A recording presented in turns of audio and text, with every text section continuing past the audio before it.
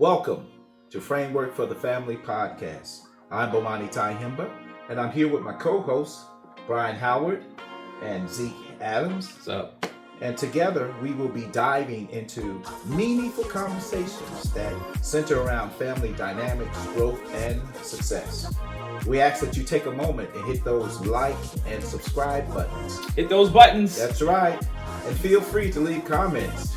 We're really looking forward to your comments. Yeah. Brian will be leading our discussion today. Brian, what's on your mind? What's on your mind, Brian? Well, for me, it's communication. That's personally a topic for me that I need. But I think it's for everybody. A lot of people, it's just communication is you might even say it's the singular breakdown of the relationship. It is. It's major for sure. Yeah. Definitely. You know, they said in marital counseling, never go to bed angry. Right. And if to be real, have you ever been to bed angry at your wife? Yeah. And it seemed like, if you take that literally, you might not go to sleep for a while. Yeah. That's right. It's just some stuff it takes time to work through. Yep. But I want to look at a few things. Mainly, I want to start off looking at communication breakdowns. Like, where are we going wrong as we communicate? And this doesn't necessarily even have to be within the bounds of a marriage. Okay. Just in general, where are we going wrong when we communicate with other people? And then, me, I'm always looking for practical solutions. And of course, we want to see what the Bible has to say about it. Okay. All right. You want to start off? No, you go right ahead. I can start off any topic. Okay. So, one thing, communication is important. It's very important. It's important regardless of what relationship you're in, whether it's with friends, with family. Right. With our focus of the podcast, Framework for the Family. Mm-hmm. So we definitely want to hit on that. But you're right. Communication is just not limited to husband and wife or family. But we will focus on that as well as talk about others. But yes, communication is important. So why don't you start off with how important communication is between, husband and wife? Well, communication is probably the number one breakdown in divorce. You just don't see eye to eye. Mm-hmm. Okay. Everything that two people are trying to get through to each other, there is a brick wall in front of them, and it's just not getting there. Mm-hmm. So how important communication is, it is number one on the list of having a successful relationship, marriage, Mm-hmm. Friendship. everything, friendship. It's number one. The importance of communicating, I would say, is being able to create an atmosphere with your spouse or a room, let me put it this way, or a room that you and your spouse can go into and be able to have a communication, both listening and understanding one another. I think the backdrop of communication with each other is having a strong communication with God. Mm-hmm. Being able to identify what God is wanting you to do gives you a better enlightenment on a that let's say you guys do not get along in, or there's some friction in this topic. It could be about bills, the children, something that's hard. And, I've learned, and I also was taught and was told by therapists that being able to go into these areas where it might get heated with a mindset of a calm, more collective mindset, that helps the communication. Yeah. So Okay. these are things that in communicating, that some of the tools we should have in communicating. Yeah. when you were talking about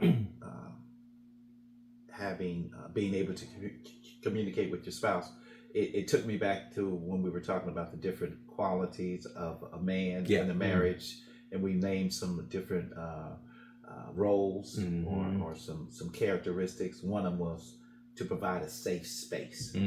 So communication is good between you and your wife, or even you and your children. If that is I think it's foundational for a safe space. True, Because it is. you'll be able to talk, all right, and not to say you won't disagree, and not to say there may be some challenging times, whether it's raising voices or what have you. But if you want to provide that safe space in your family, that safe space with your spouse, that safe space with your children, communication has to be at the backdrop of that. And if safe space is one of the goals, it'll probably dictate your tenor of your voice. A lot. Your passion. You can be passionate, but hostility, hostility can Are you a passionate brother? be curbed. I'm very passionate. I can be very passionate. That's a safe word for, some would call it hothead. I'm not a hothead. Are you not a hothead? Well, I can be a hothead. Okay. I can. Okay. I can. Passionate. Yeah. Yeah. So I say it's passionate. And speaking passionately, is okay. Yeah. It's when you move over and you blur the lines and you get on that hostile and that mean spirit, and you're speaking tit for tat, and you're speaking very, hurtful words and hurtful phrases. Because particularly with our spouses, we know the little trigger points. So, a question popped up while you were talking. I know we talked last time about what a man should be in his role in the relationship, and leadership came out. Yes. Now we gotta talk about women too. I would say it's both parties. Though. Let me say this: it's not just for men, but because we were particularly as a man, and because we were particularly talking about the role of men, I'm bringing that into today's topic. As a man, if I lack in communication skills, or I'm having problem with communication with my wife, the people in my family who I'm supposed to be leading, does that say something? Does that decrease the effectiveness of my leadership? I mean, can I even lead if I can't communicate? If you're hot-headed. However, if I can't communicate with you and it's not getting through, can I lead you? Yeah. Is that... Because it's not just hothead. It can be not talking. Right. It can be silence, not dealing with whatever the issue is. Right. When you come home. Passive aggressive behavior. Well, when you come home, do you talk about, hey, how was my day? How was your day, honey? Or do you go straight to the couch and you pick up the remote control and turn the TV on? That impacts communication. So non-communication has something to do with how you communicate. So, it can impair. Let's say it can impair. It can put a strain on the relationship for sure. Okay. So it should not abdicate you or from being a leader. Okay. Or I don't know if that's the word I want to use, but you don't lose your leadership in the household because you are a bad communicator. That's something you need to work on. Okay. We all have faults. We fall short. So it shouldn't automatically just dismiss you from being in that role. However, you need to recognize it that's something I need to work on, so that you can gain the respect back if the respect has been lost. To continue to view you as the leader. Okay. So communication is important.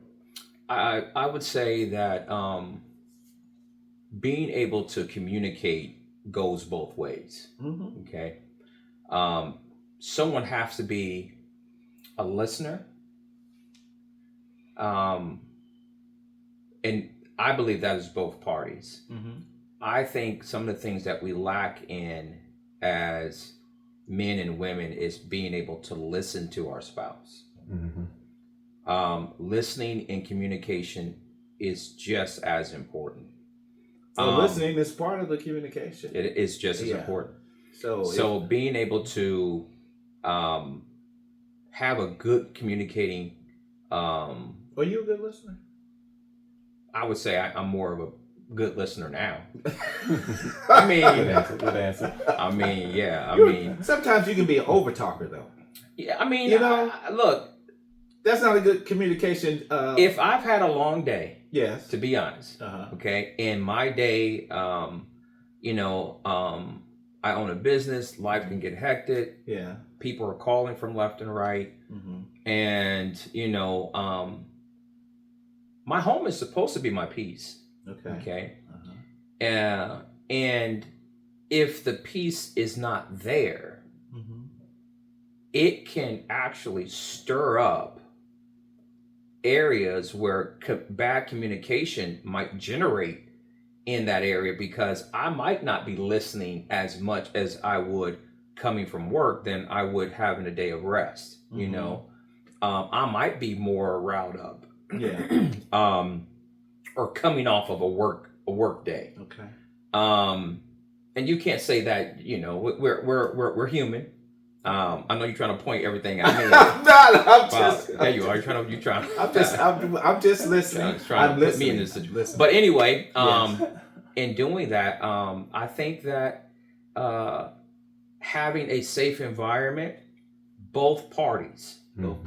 That means if the husband's coming home or the wife is coming home, and there is this discussion that need to be talked about, and one person is seeing a one view, another person is seeing another view, they both know, and they both understand that even if they don't see eye to eye, I said this last. This has to be talked about. It has to be talked about. And you know what? Sometimes good conversation is to table it.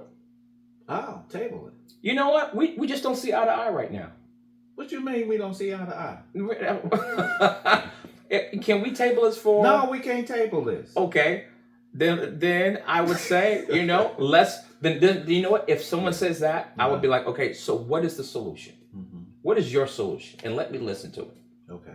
And then I would say, you're dead wrong. No, I won't say that. But you bring up a good point. Life, we hear about those ways to communicate, ways to shut down disagreements, hostile arguments, and what have you. But in real time, even though we have that in the back of our mind, okay, if we can be, or our spouse can be, we're going to deal with this right now. Okay. And so, as a man, if it comes to that, I think we probably should take a step back and say, that's a good response. Well, what is your solution? But then also, you will have to change your tone of voice. And everything. Your whole demeanor has to change when it comes to being able to communicate effectively and being able to steal. If we're talking about the man's role, we're still talking, and we're kind of bouncing back and forth from the old podcast about a man. That is a quality that is developed. How to be able to speak in a hostile environment, and sometimes being able to table it. Good communication with a female and a male has to be to a point where they are both listening and they are acting in what is going on in that conversation. That means that conversation is not going to get the best of them. They know that. Right. Okay. And you have to. That should be the objective. That should be the objective. Yes. Real life doesn't work that way a lot. It doesn't work that way. Just last week I was talking to a couple, and it was just like, man, you can see that the communication was bad. I could see it. I mean, the person is going on about how this person doesn't listen. They want this environment. They want a safe place. They want this and what that. And then I was like, so how was your day when you come home from work? She said, I come home from work, and you know what? I yell a lot. But she was honest. I got a problem with yelling. Okay. And you know what? Then you set the tension in the home.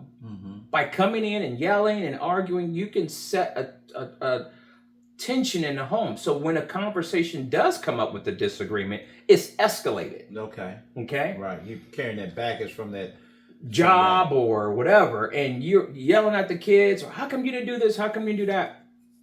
And now the atmosphere has changed in the home. And, if the husband shows up and you guys got a disagreement, the standard is you're already in a tense environment. Situation, yes. So it's a lot outside that leads to conversation. Conversation is, I would say, being able to communicate is broad. It has action. Okay. I like that. It also has the ability to look at the bigger picture than your own picture. So we go in with emotions. Okay. You're emotional, brother. Brian, are you emotional? I'm passionate. You're emotional. You cry All people are. How it comes sometimes out. he cries a lot. But an emotional person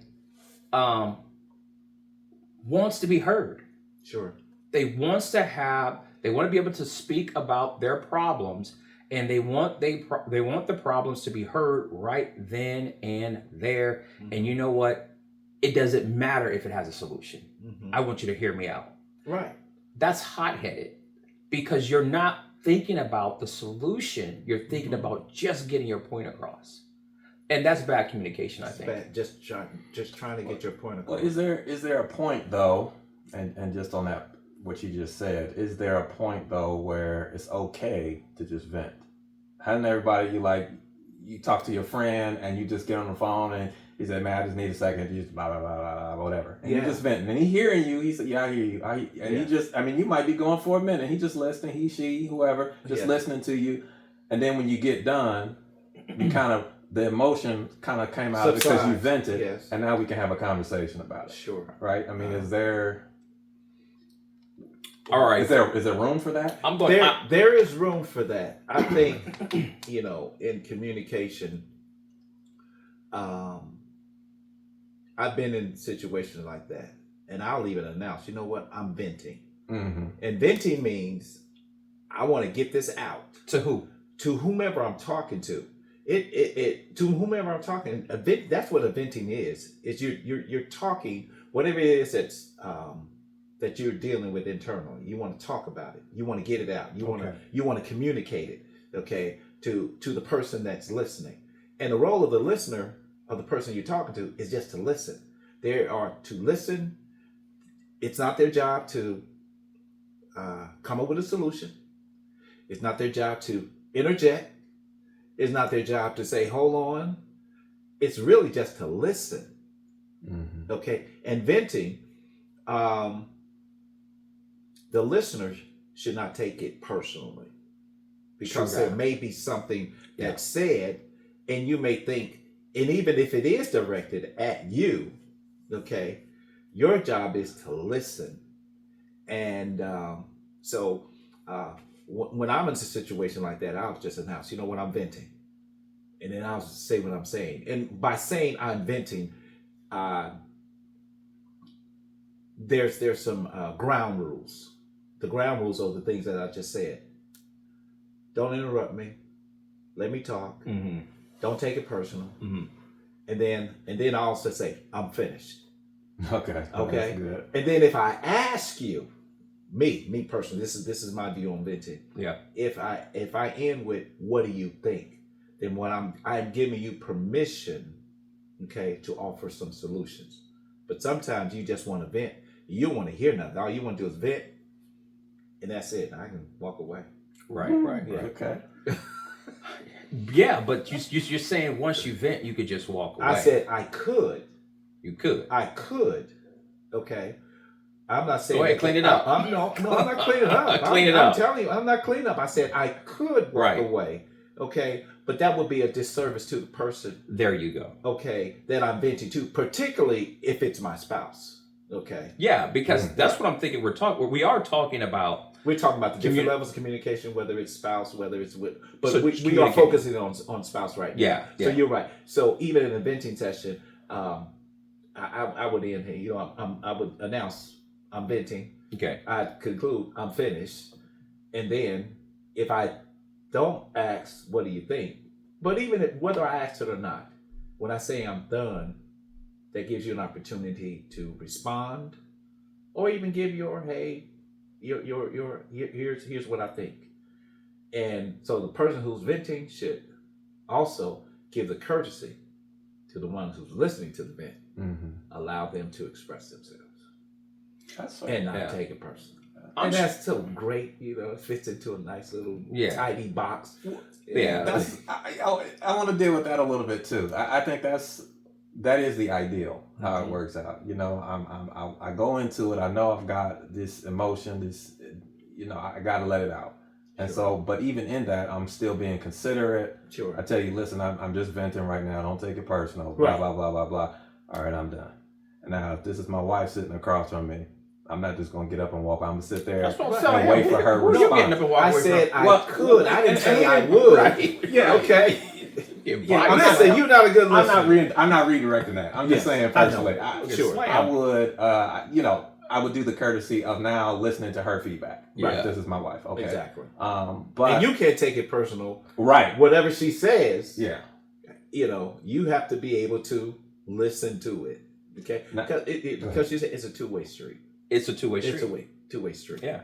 And if you set some ground rules about communication, you know, in your marriage, then those times won't evolve or deteriorate into a hostile argument. You said this, you dot. You know, you can communicate and then deal with it, you know.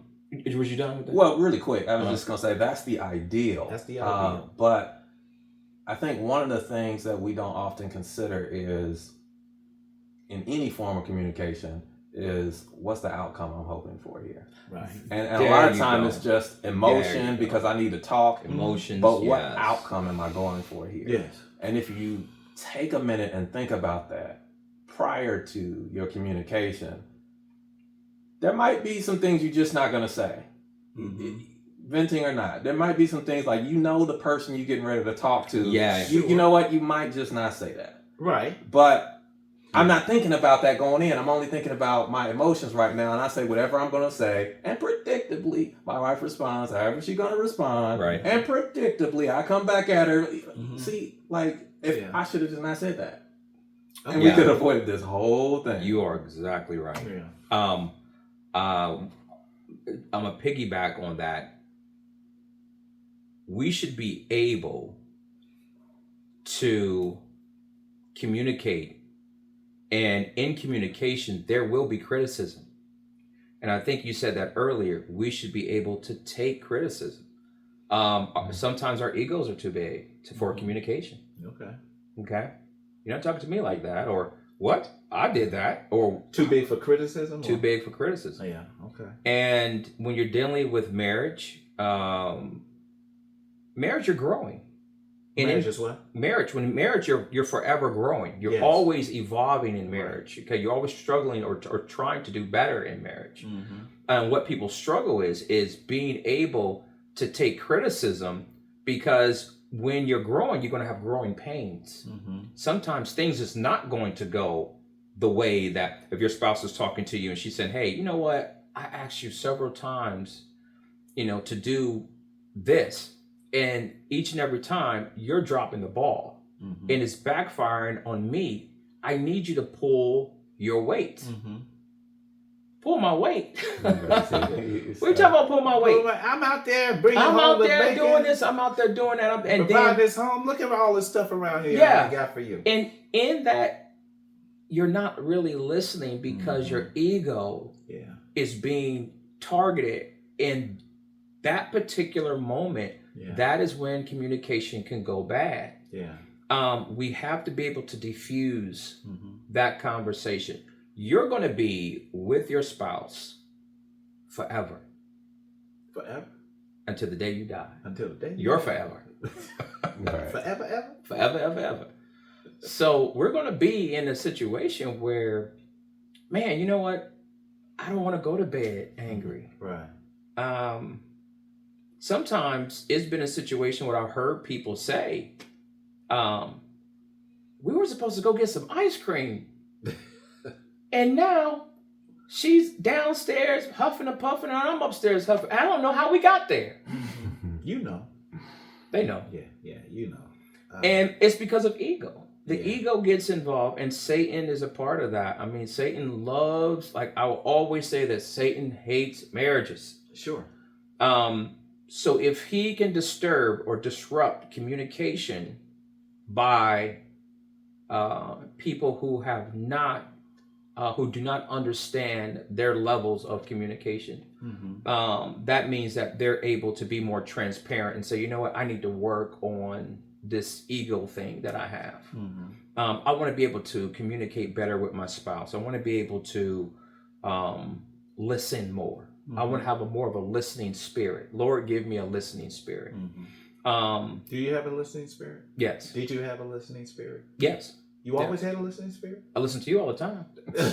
And sometimes I just don't, I don't really care. Did you have a listening spirit Yes. in your marriage? Yes. You never went off? Look, like I was saying, You never came home and... podcast people. but go ahead. Right, okay. Right. So when it comes to being able to understand what triggers you. Yeah. Does criticism trigger you? Does someone telling you what you need to do trigger you? Or telling you the truth about or yourself? telling you the truth about yourself? Your It trigger you? shortcomings, yeah. Then that transparency, if you are wanting a healthy relationship, and men, the head of the household, we talked about this last podcast.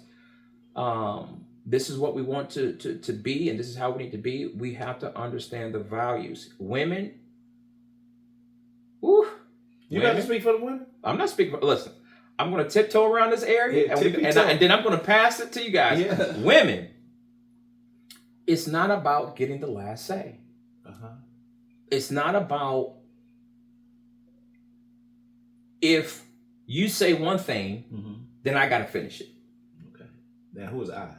The woman? The woman, I'll say the woman or the man. Okay. I don't want to get myself in trouble. Oh, okay, right. So, okay, the woman or the man. It's not important to have the last word. It's not important to always have the last word. Yeah. Do you want to be fair? I always say, yes. Do you want to be fair, or do you want to be right? Right. If you want to be right, then you will be one of those say, I got to have the last word because I want to be right. But if you want to be fair, okay.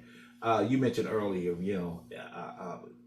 even in communication where there's a venting session, what is the goal? What is the objective? Yes. What is the outcome that you're looking for? I think in marriage there should be an overarching outcome. Okay.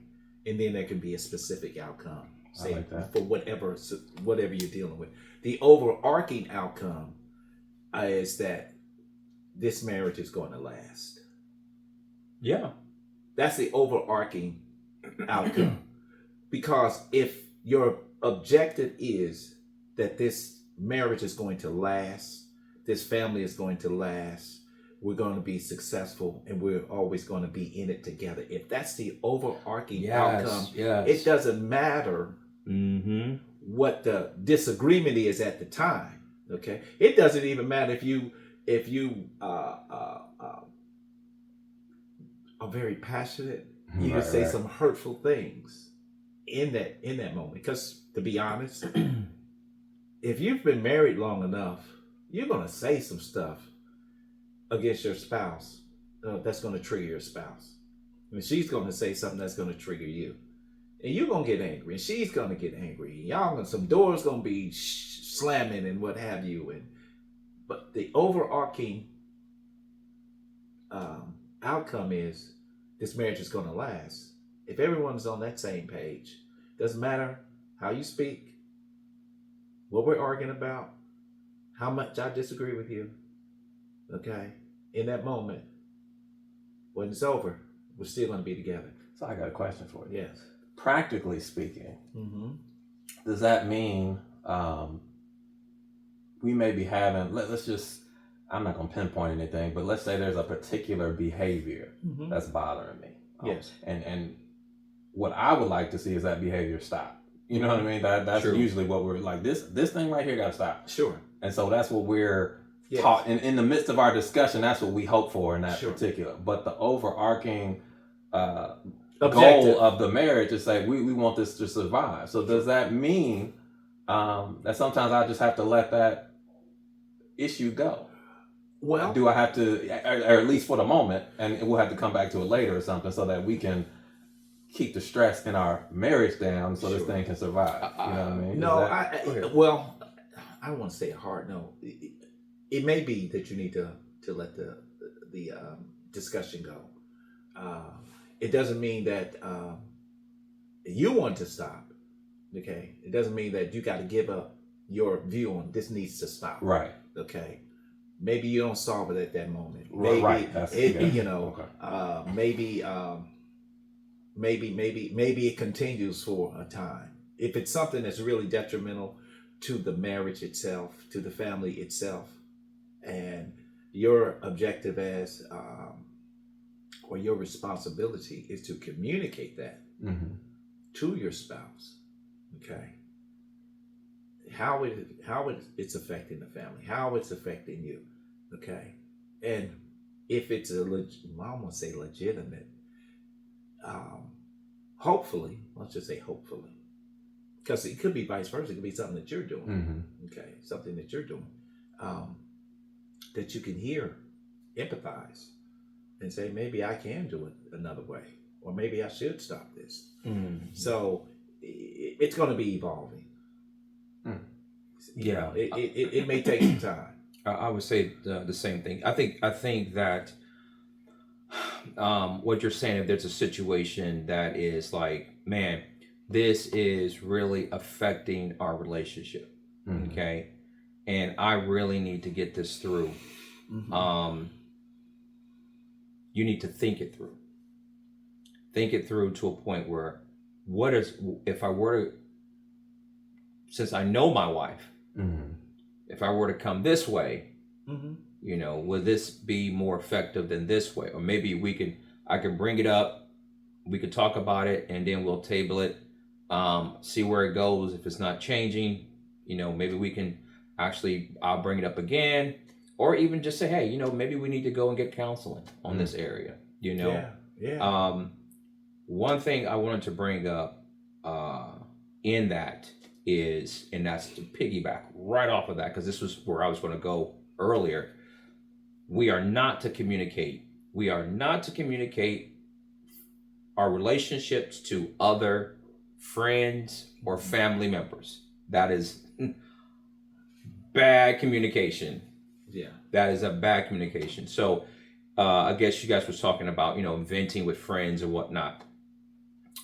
Be careful what you're venting to your friends No, we about. say venting even with your spouse. Right. Yeah. Yes. Venting is just a time for communication, to listen to the party who's venting. I've heard a lot of cases. I've talked to people that have vented with problems of their spouse to their friends. Yeah. And they communicate better with their friends than their spouse. Right. And they're sitting there telling me what's going on, and they're like, yeah, I talked to my friend about it, and I'm like, oh, ooh, that is where that can lead to a breakdown of the marriage. Because you're getting information back from a source other than your spouse. Right. I got a question on that, and I honestly I agree with that on the you know, generally speaking. But there is room. I guess I'm asking: is there room for like a trusted advisor, or, you know, like, let's say it's not necessarily a therapist or somebody. Let's say it's not necessarily a therapist or a pastor. Is there someone else? Does your spouse need to agree to it? Do you say, hey, these are cool, these are gonna be our people, we can go and vent on whenever? how does that work? Or do I only get to go to my wife, the therapist, and the pastor? Like, how does that work? I think that that's a good question. I think if you two agree on a person, That's something different. That's different. And that person has to be in the overall quality of the marriage. They're not going to take your side. Right. They're not going to take her side. They have to be in the spiritual and the quality of where that marriage should be. Mm-hmm. If it's not that, leave them alone. Yeah. I've talked to a person, their best friend was divorced 3 times. Oh. Okay. And that was their and that was their advisor. Yeah. I kid you not. Sure. And they gave her some advice about love. Mm-hmm. And it was some bad advice. And I really had to break that down to her about it, because she actually took that advice and she inserted into the relationship, and her relationship became worse. Became worse. Yeah. It became worse. And if you have a pastor, and sometimes in some cases, I said this in the first podcast. Yeah, what did you say? I said, sometimes pastors and therapists, it also depends on them as well. You can have a pastor that has been divorced. And here's the thing about... Don't try to cut me off. Yeah, I gotta cut you off, and man, try to 'cause give... You sound like you trying to get on the and try and give bad advice. I've seen this. I've heard this. Yeah. Okay? It's out there. Okay. And the thing about it, we cannot... Did you leave the church? Oh my God. I didn't leave the church. We cannot keep stones covered, because we can have bad advice from pastors. Okay. We can have bad advice from therapists. Mm-hmm. And understand what the quality of your marriage is, Mm-hmm. and be able to understand what God is asking you to do individually. And if you guys cannot see it through, when you speak to someone, you would know whether or not that person is targeting where you want to be at in your relationship. You guys might see there and you can't get there, but if that person can't get you there, that is not a good person to be with. Whether it's a pastor, whether it's a therapist. Right. Okay. So you brought up this this topic. Is there and you mentioned maybe what the Bible said. Is there a scripture that you're aware of that you want to give us right now? That's a good one. My scripture, there's a number of scriptures I have, but the one that stands out for me, and I'm gonna read it here. Ephesians 4:29. Mm-hmm. It says, "Let no corrupting talk come out of your mouth, but only such as is good for building up." And this is not limited to marriage, but right. This is a great start for marriage. It's a good principle to use in marriage. Read that again for us. Yeah, sure thing. "Let no corrupting talk come out of your mouths, but only such as is good for building up." Wow. That may even change the venting. Well, and to me that comes along with kind of what I said earlier is, what is your desired outcome? Yes. You know what I mean? If your desired outcome is that top tier, we want to stay in this relationship for forever, you know. There may be some stuff that you may not say. Not say that. Yeah. There's certain things that you just gonna have to deal with that between you and God. But okay. I don't know. That's my take on it. But all right. So communication, I know we haven't thoroughly exhausted it. I think this has been a great talk. Yeah. About communication. Again, this is Framework for the Family podcast. I'm Bomani Taihema. My co-host is Brian Howard and Zeke Adams. And we want you to hit that like and that subscribe button. Yes. And also, if you have some comments, please leave your comments on this topic. And we will be back with another podcast, Framework for the Family. Zeke, when does Framework for the Family podcast drop?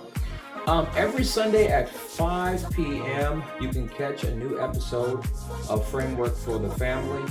And that is also, we were picked up on Spotify. So you can catch us on Spotify between 5 and 6 every Sunday evening.